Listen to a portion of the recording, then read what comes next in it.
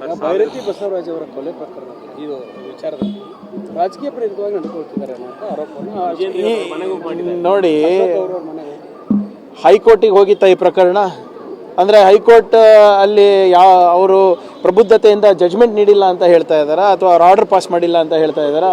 ಅದಾದಮೇಲೆ ಅವರು ಮೇಲ್ಮನವಿ ಸುಪ್ರೀಂ ಕೋರ್ಟಿಗೆ ತನಕ ಹೋದ್ರಲ್ಲ, ಅಂದರೆ ಸುಪ್ರೀಂ ಕೋರ್ಟ್ಗಿಂತ ಮೀರಿ ಇವರೆಲ್ಲರೂ ಇವತ್ತು ಹೇಳಿಕೆ ಕೊಡ್ತಾ ಇದ್ದಾರೆ ಅಂದರೆ ಇವ್ರು ಯಾವ ಮಟ್ಟಕ್ಕೆ ಇಳಿದಿದ್ದಾರೆ ನೋಡಿ.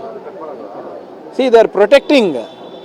ಈಗ ನಾವೇನಾದರೂ ಈಗ ಕಾನೂನನ್ನು ಬಿಟ್ಟು ನಾವೇನಾದರೂ ಮಾಡಿದ್ದಿದ್ರೆ ಹೈಕೋರ್ಟು ಸುಪ್ರೀಂ ಕೋರ್ಟ್ ತರಾಟೆಗೆ ತಗೋತಾ ಇತ್ತಲ್ರಿ.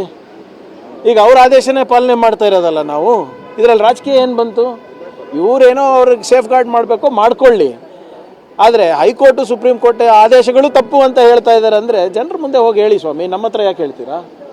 ಸರ್, ವಿಜೇಂದ್ರ ಅವರು ಸುದ್ದಿಗೋಷ್ಠಿ ಮಾಡಿ ಸರ್ಕಾರದ ಮೇಲೆ ಒಂದು ಗಂಭೀರವಾದಂಥ ಆರೋಪ ಮಾಡಿದ್ದಾರೆ. ಸ್ಪೆಷಲ್ ಗ್ರಾಂಟ್ ಕೇಂದ್ರ ಸರ್ಕಾರದಿಂದ ಬರೋದನ್ನ ಡೈವರ್ಟ್ ಮಾಡಿದ್ದಾರೆ ಅಂತ. ನೋಡಿ, ಅದು ಯಾಕ್ರಿ ಅದೇ ಸದನದಲ್ಲಿ ಹೇಳಿಲ್ಲ? ಸದನದಲ್ಲಿ ದಾಖಲೆಗಳು ಇಡ್ಬೋದಾಗಿತ್ತಲ್ಲ, ಯಾಕೆ ಇಟ್ಟಿಲ್ಲ? RB ತಿಮ್ಮಾಪುರ ಅವ್ರ ವಿರುದ್ಧ ಇಡ್ಬೋದಾಗಿತ್ತು, ಸರ್ಕಾರದ ವಿರುದ್ಧ ಇಡ್ಬೋದಾಗಿತ್ತು. ಸುಮ್ಮನೆ ಗಾಳಿನಲ್ಲಿ ಗುಂಡು ಹಾರಿಸೋದಲ್ಲ. ನಮಗೇನು 15,000 ಕೋಟಿ ರೂಪಾಯಿ ಜಲ್ ಜೀವನ್ ಮಿಷನ್ನಲ್ಲಿ ಬಾಕಿ ಇದೆ, ಅದು ಕೊಡ್ಸೋಕೆ ಹೇಳಿ ಫಸ್ಟು. 15ನೇ ಹಣಕಾಸಿಂದ ಪಂಚಾಯತಿಗೆ ಬರಬೇಕಾಗಿರೋ 2,500 ಕೋಟಿ ರೂಪಾಯಿ ಬರಬೇಕಾಗಿದೆ, ಅದು ಕೊಡ್ಸೋಕೆ ಹೇಳಿ ಮೊದಲು.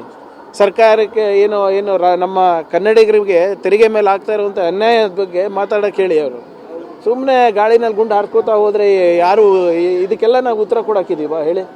ಸರ್, ಈಗ RSS ರಿಜಿಸ್ಟ್ರೇಷನ್ ವಿಚಾರವನ್ನು ಪ್ರಸ್ತಾಪ ಮಾಡಿದೆ. ನಾನು ಪ್ರಸ್ತಾಪ ಮಾಡಿಲ್ಲ, ಮುಂಚೆ ನಾನು ಅನ್ರಿಜಿಸ್ಟರ್ಡ್ ಆಗಿ ಓಡಾಡ್ತಾ ಇದ್ದಾರೆ. ಸ್ವಲ್ಪ ಕಾನೂನು ವ್ಯಾಪ್ತಿನಲ್ಲಿ ಸಂವಿಧಾನದಲ್ಲಿ ಯಾವುದೇ ಸಂಘಟನೆಗಳು ಬರೋದು ಒಳ್ಳೇದಲ್ವಾ? ಅದು RSS ಇರ್ಬೋದು, ಬೇರೆ ಯಾವುದೇ ಸಂಘಟನೆಗಳಿರ್ಬೋದು.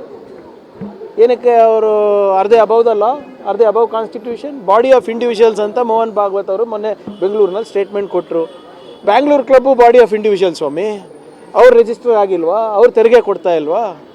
ನಾನು ಕೇಳ್ತಾ ಇರೋದು, ಈ ಸಂಘಟನೆಗಳು ಯಾಕೆ ಅನ್ರಿಜಿಸ್ಟರ್ಡ್ ಇದ್ದಾರೆ? ಇವರ ತೆರಿಗೆ ಎಲ್ಲಿಂದ, ಇವರಿಗೆ ಏನು ಗುರುದಕ್ಷಿಣೆ ಎಲ್ಲಿಂದ ಬರ್ತಾ ಇದೆ? ಯಾರು ಕೊಡ್ತಾ ಇದ್ದಾರೆ? ಇವರು IT ಯಾಕೆ ಕೊಡ್ತಾ ಇಲ್ಲ? ನೀವೆಲ್ಲರೂ IT ಕಟ್ತೀರ ತಾನೇ ನೀವು ಸಂಬಳ ಬರಲಿಕ್ಕೆ? ಅಥವಾ ನೀವು ಸಂಘಟನೆ ನಡೆಸ್ತಾ ಇದ್ದರೆ ನಿಮ್ಮದು ಪ್ರತಿಯೊಂದು ರೂಪಾಯಿ ಕೂಡ ಅಕೌಂಟೆಡ್ ಅಲ್ವಾ?